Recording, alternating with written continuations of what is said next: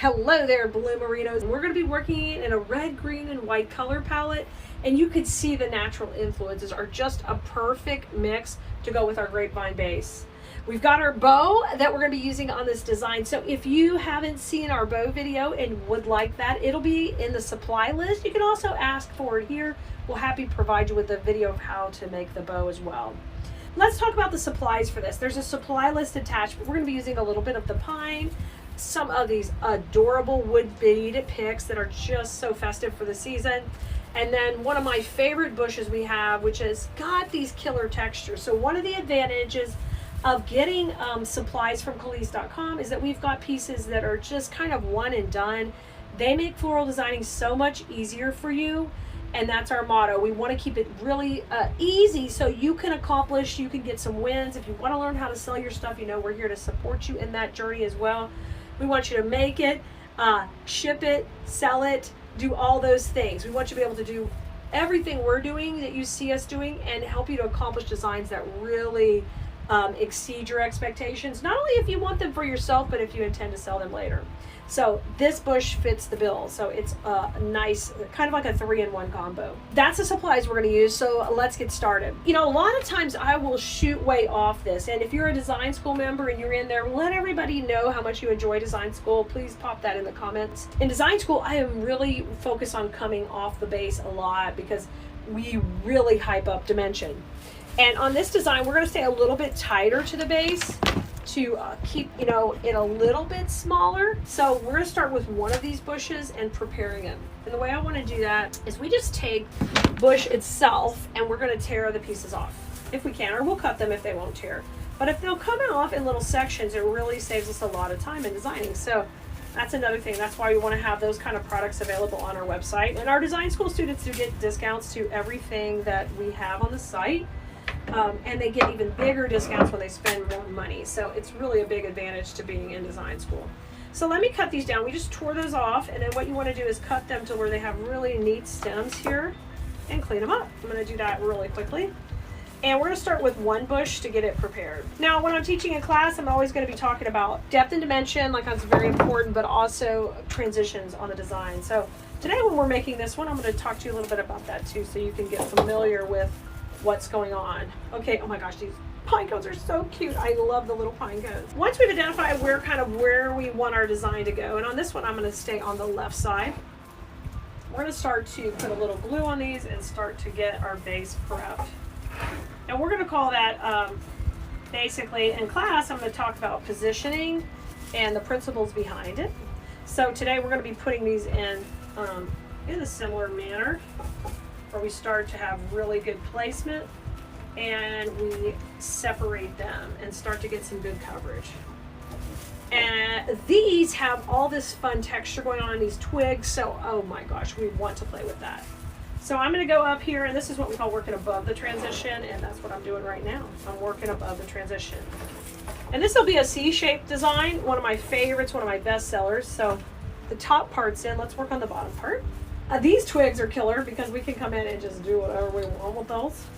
So I'm going to come now below the transition and start to work on the bottom, popping these in right here and just pressing those right in where I want them to go. Oh my gosh, look at the pine cones there. Super cute. I've got some pine cones still over here from our other supplies, but we'll use those in a minute. Let me tear off a few more pieces of our second bush. We may not need all of this, but I still think you're going to need 2 bushes.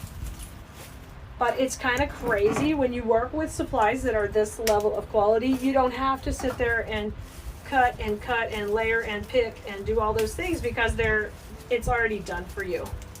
The picks are made, they're prepared on the bush, and all you gotta do is break that bush apart, which makes it nice. So up here, I've got that long one. I'm gonna put that same long piece that was at the top here at the bottom. So right here coming at the bottom is this one. I'm gonna bring it in. And I am kind of coming off the base a little, not quite as far as we do with our really dramatic pieces that I teach in class, but a little bit, okay? And let's come off with one shorter one right here. So once we have our section done above where the bow is going to go and then below, then we know we're ready to rock and roll with our next section, okay? Looking good.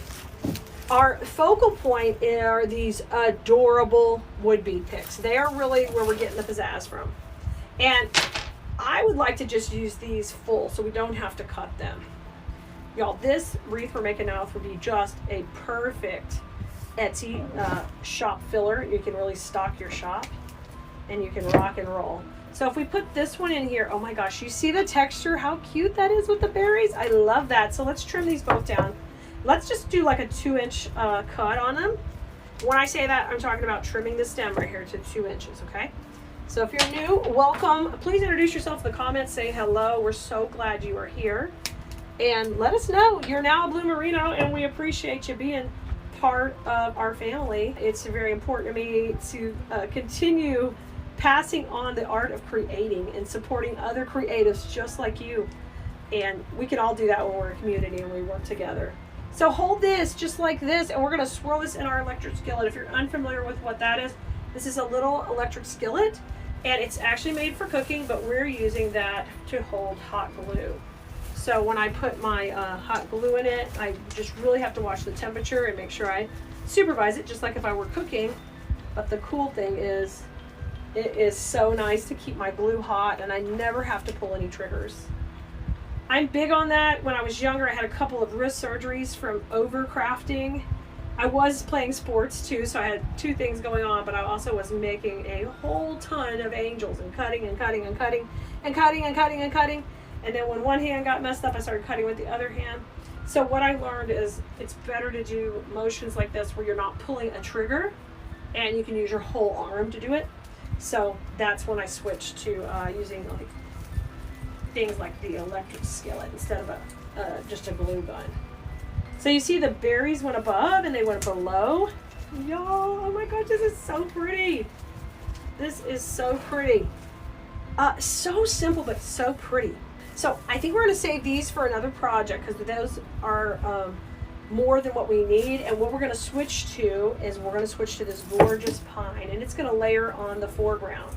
So when you have a wreath, you have the background, you have the middle ground, and then you have the foreground. And I like to really play with your eye. That way, you know, you can use less supplies and you can come out with pieces that are just as gorgeous with less supplies, but look clean and neat. And when you do that, you'll be shocked at the demand for your product. Okay, I'm gonna pop this a little bit in front, but kind of sideways to these berries. And we're gonna mix in this pine. Now what we did is we just created some depth because we've got some pine below the berries and some behind. Okay, there's a mix. So play with that when you're putting things in. They don't always have to go in the foreground. Some can go in the middle, all right? So, oh my gosh, you see the difference? You see how that looked great before, but now, boom, the quality, the value just popped up another level. All right, let's put the bottom piece on. Can you believe how quickly this is coming together? This is so fun. Now, every time you get a pick or a spray, whether you get it from Cleese.com or you buy it from somewhere else, you've got to fluff it. You've got to maneuver it. And if you can't fluff it, it's because you're buying stuff from people who carry cheaper knockoffs, and you need to get better quality product where it has those wires and it's got a stronger support in it, because hey, that's what's going to make your work stand out. All right, and even if it's going on your own door, you want it to look really nice, and you know, the next level. You like to craft, but you don't just, you know, you're not a good dollar store crafter. You are a next level crafter, and you want to always make it look the next level. Look at this. This is next level. That is adorable. Okay, I've got my pine cones still. We're not forgetting about the pine cones. Let's get that bow in, because that's really, you're going to see this cottage country style come full force. Are you ready? I'm ready. It has a cable tie. We're going to be tying it around, and I don't like to send those all the way to the back. I kind of just send them through one little section and bring it around. So let me do that. It's a little tricky. Maybe you can see here. See, I really don't want it showing all the way through the back, so I just take a little section, especially on the side. I don't want to see it. Okay, so we kind of hide it in there. See it coming through? Now I'm going to grab the end of the cable tie. And you might consider 12-inch cable ties for the backs of your bows. They're just a little easier to work with. When we were doing really high production on Etsy, and that's all I did before I started teaching, was selling thousands of wreaths every year. hundreds every month, what I would do is save ourselves some time by getting that longer cable tie in the back. Look how cute this is. Now this is a really full funky bow. So what you've got to do is get in here and spread it out and make, oh my gosh, so cute. It looks so fresh, so cottagey, so really cute. Now take your pine cones, that's going to be our last little touch, and we're going to want to use those kind of tucked in here to the bow for a little bit of fun. And they're each on their own little stems, so take and get them in here, get them in the electric skillet, and let's just put one on the bottom of the bow here, right down. Oh, that's so cute. And one right above. This is such a fun wreath to make, and you can see it's come together really quickly. I hope you go over to Khalees.com. Please come over and check out what we've got for you, what's new in the video library, and make sure you're on our text list. If you haven't gotten a spot yet, send us a text at 832-734-5201 or go to textkelea.com. Send us the word VIP. We'll put you on the list, and whenever we're doing another project, I will send you a text and you won't miss anything.